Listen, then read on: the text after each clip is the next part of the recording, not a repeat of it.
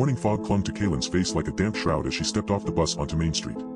It was the third week of summer internship at Drakon Research Facility, and so far, her experience had been uneventful, bordering on mundane. The fluorescent lights in the lobby hummed overhead, casting an artificial glow over the rows of cubicles.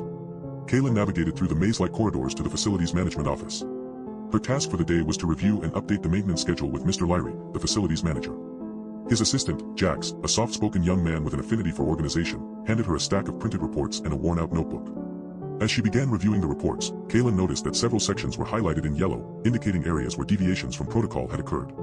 She set aside the documents to discuss these discrepancies with Mr. Lyrie later, hoping to clarify what seemed like an administrative quagmire. Kaylin's eyes wandered around the cluttered office, settling on a series of framed certificates lining one wall. The titles and dates seemed impressive but ultimately incomprehensible without context.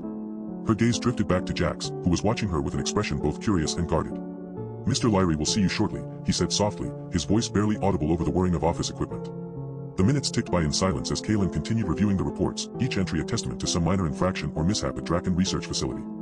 The air was thick with an unspoken expectation that she would identify and correct these anomalies according to protocol. Mr. Lyrie finally arrived, his presence announced by the soft creak of worn leather as he settled into his chair behind the desk. His eyes met Kaylin's for a brief moment before drifting back to the reports scattered across her lap. "Please begin your review," he said in a low, measured tone, his voice devoid of any particular inflection or emotion. Kaylin hesitated, unsure if she was supposed to discuss the highlighted sections immediately. The silence that followed seemed oppressive, weighing heavily on her shoulders as she tentatively raised her eyes to meet Mr. Lyrie's.